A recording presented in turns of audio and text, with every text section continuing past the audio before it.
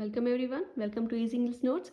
आज हम बात करेंगे उन 5 गलतियों की जिनकी वजह से बच्चों की बोर्ड एग्जाम्स में मार्क्स कट हो जाते हैं। मैंने खुद ऐसी कॉपीज़ में बच्चों की गलतियां देखी हैं जिनकी वजह से उनके मार्क्स कट हो जाते हैं। जहां उनके मार्क्स आ रहे थे 80 to 90, वहां उनके मार्क्स 60 से 70 ही आते हैं। तो कौन सी वो गलतियां हैं जिनको आप अवॉइड करके बोर्ड एग्ज़ाम्स में अच्छे मार्क्स ला सकते हो, उनकी बात करेंगे। उनका सल्यूशन भी देखेंगे इस वीडियो में, तो वीडियो को एंड तक देखना जिससे तुम्हारे एग्ज़ाम्स में वो गलतियाँ ना हो बोर्ड एग्ज़ाम्स में। ओके, सो वीडियो को स्टार्ट करते हैं। देखते हैं फर्स्ट कौन सी गलती करते हैं बच्चे। देखो पहले कौन सी गलती है। मिस्टेक नंबर 1 है कि नर्वस हो जाते हो। अब सोचो कि ये तो सभी के साथ होता है। एग्ज़ाम है मतलब नर्वसनेस तो होनी ही होनी है। एग्ज़ाम की एनजाइटी, स्ट्रेस तो सभी को रहता है। तो बच्चों, स्ट्रेस रहता है, पॉजिटिव स्ट्रेस ज़रूरी भी है एग्ज़ाम के लिए, क्योंकि उससे आपकी प्रिपरेशन अच्छी होती है। लेकिन नर्वसनेस अगर हद से ज़्यादा हो जाए तो आपका पूरा एग्ज़ाम गड़बड़ हो सकता है, आपके मार्क्स ख़राब हो सकते हैं। तो इसका सोल्यूशन क्या है? सिंपल सा सोल्यूशन है इसका। देखो यहाँ पे सोल्यूशन भी मैंने लिख रखा है। देखो इसका सोल्यूशन क्या है। सोल्यूशन इसका है प्लानिंग।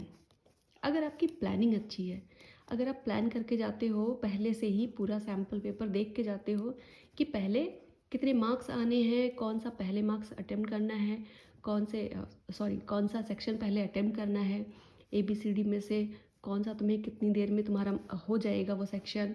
इसकी प्लानिंग अगर तुम्हारे पास पहले से ही होती है तो तुम्हें नर्वसनेस जो है वो काफ़ी हद तक कम हो जाती है एग्ज़ाम हॉल में, और कोई गलती वहाँ पे ऐसी नहीं करते हो। ओके, मिस्टेक नंबर टू कौन सी होती करते बच्चे अक्सर, कि 100% क्वेश्चन अटेम्प्ट ही नहीं करते। क्यों नहीं करते? कौन सा इसमें नेगेटिव मार्किंग है जो 100% जो क्वेश्चन है वो अटेम्प्ट नहीं करोगे आप? क्यों तुमने बना रखा है अपना टारगेट कि 70 मार्क्स आ जाएंगे 100 में से तो ठीक है, चलो 80 आ जाएंगे तो ठीक है, 90 आ जाएंगे, क्यों 100% क्यों नहीं?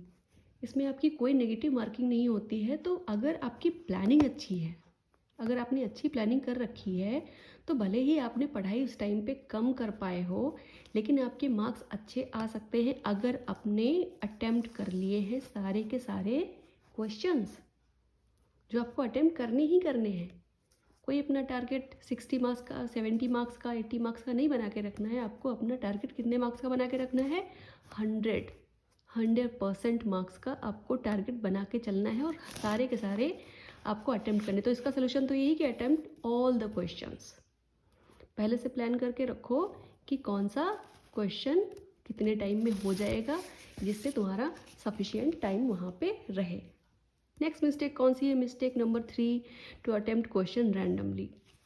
अब कुछ बच्चे क्या करते हैं कि क्वेश्चंस जो है, कैसे, मैं इसका एग्जांपल बताती हूँ। मान लो उन्होंने सेक्शन सी से एक उन्होंने आंसर किया, फिर उनको लगता है कि नहीं सेक्शन डी का अब मुझे आ रहा है, तो उन्होंने उठा के सेक्शन डी का कर दिया, फिर सेक्शन बी का कर दिया। इस तरीके से आप कहीं ना कहीं एग्जामिनर को इरिटेट कर देते हो।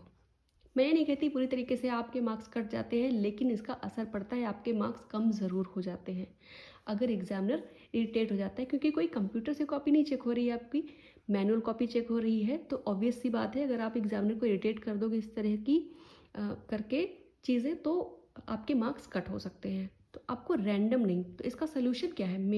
अगर मैं इसका सोल्यूशन बताऊं तो मेरी तरफ से तो मैं यही कहूँगी कि जब आप सेक्शन एक सेलेक्ट कर लो कि आपको पहले से कौन सा सेक्शन करना है, जो कि आप यहाँ प्लानिंग में पहले से ही आपको पता होगा कि कौन सा सेक्शन करना है, क्योंकि आपके पास सैम्पल पेपर है, आपको सब कुछ पता है कि कैसा क्या किसमें क्वेश्चंस आने वाले हैं।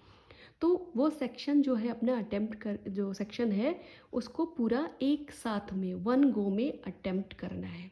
मतलब एक सेक्शन चूज़ कर लिया, उसको कंप्लीट करना है, देन अगला सेक्शन वहाँ पे लिखना है और अगला सेक्शन कंप्लीट करना है। मान लो सेक्शन ABCD है, सी सिलेक्ट कर लिया, कोई बात नहीं है, अगर तुम्हें सी पहले करना है तो पहले सी कर लिया, लेकिन पूरा सी एक साथ कंप्लीट करना है।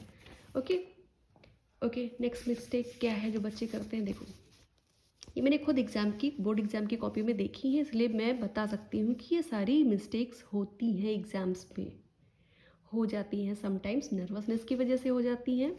ओके, तो कौन सी मिस्टेक है? मिस्टेक 4 जो है पेपर करते समय बीच में ब्लैंक पेज छोड़ देना।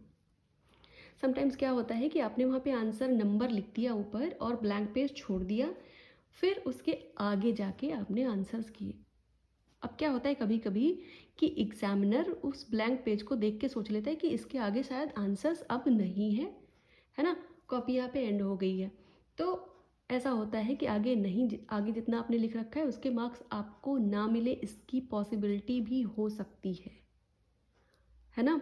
इसकी पॉसिबिलिटी हो सकती है कि एग्जामिनर आगे ना देखे और आपको वहीं पे सोच ले कि आपने इतना ही किया हुआ है। तो अगर इसका क्या सोल्यूशन है, अगर ब्लैंक पेज छोड़ दिया है आपने, हो गया ब्लैंक पेज है, मान लो वहाँ किसी आंसर के लिए छोड़ दिया था, बाद में कर लेंगे और वो टाइम नहीं बचा आपके पास, नहीं कर पाए आंसर, कोई बात नहीं है, डजेंट मैटर। तो वहाँ पे क्या कर देना है, वहाँ पे आपको PTO लिख देना है, जिससे कि एग्जामिनर को पता चल जाए कि हाँ आगे भी आपने आंसर्स अटेम्प्ट किए हैं। Okay, mistake number 5। Mistake number 5 क्या है कि मार्क्स देने के लिए जगह नहीं छोड़ते, है ना। इतना ज़्यादा कॉपी को आप गड़बड़ तरीके से लिख देते हो, मान लो कोई बच्चा लिख देता है गड़बड़ तरीके से पूरा का पूरा, फिर अरे कॉपी मिल रही है आपको ना, सफिशिएंट पेजेस होते हैं उसमें, बी कॉपी भी मिलती है, तो इतना क्या करना है कि एक ही पेज पे सारे आंसर आ जाए, है ना। साइड में आपको मार्जिन लाइन बना के छोड़नी है जिससे कि एग्जामिनर प्रॉपर तरीके से वहाँ पे मार्क्स दे पाए। ओके, सो ये वो गलतियाँ हैं जो आपको एग्ज़ाम हॉल में नहीं करनी है। बहुत अच्छे से प्लान करना है अपने पेपर को पहले से ही, जिससे वहाँ पे जाके बिल्कुल भी नर्वसनेस ना हो। कोड नंबर वगैरह अच्छे से चेक करके, क्योंकि एक मिस्टेक हो जाती है आपसे, रोल नंबर में हो जाए या कोड नंबर फिल करने में हो जाए, तो वो नर्वसनेस फिर रहती है। तो बहुत अपने को काम करके, शांत करके दिमाग को, उसके बाद में ऐसा काम करना है, अपना एग्ज़ाम जो है वो अटेम्प्ट करना है, अपने क्वेश्चन अटेम्प्ट करने हैं। और लास्ट में अपना नोट या क्या क्या यहाँ पे है कि लास्ट में अपना रोल नंबर, जब आपकी कॉपी लिखना आप बंद करते हो, आंसर सारे हो जाते हैं, तो रोल नंबर वहाँ पे लिख देते हो। रिवीजन एक बार कर लेना कॉपी का कि अच्छे से आंसर सारे अटेम्प्ट हो गए या नहीं। ओके, सो अगर इतनी सारी चीज़ें कर लेते हो, ऐसी गलतियाँ नहीं करते हो, बहुत अच्छी हैंड राइटिंग में आंसर्स लिखते हो, तो डेफिनेटली आपको अच्छे मार्क्स मिलेंगे। Okay, so best of luck for your board exams. मिलते हैं नेक्स्ट वीडियो में। Keep learning,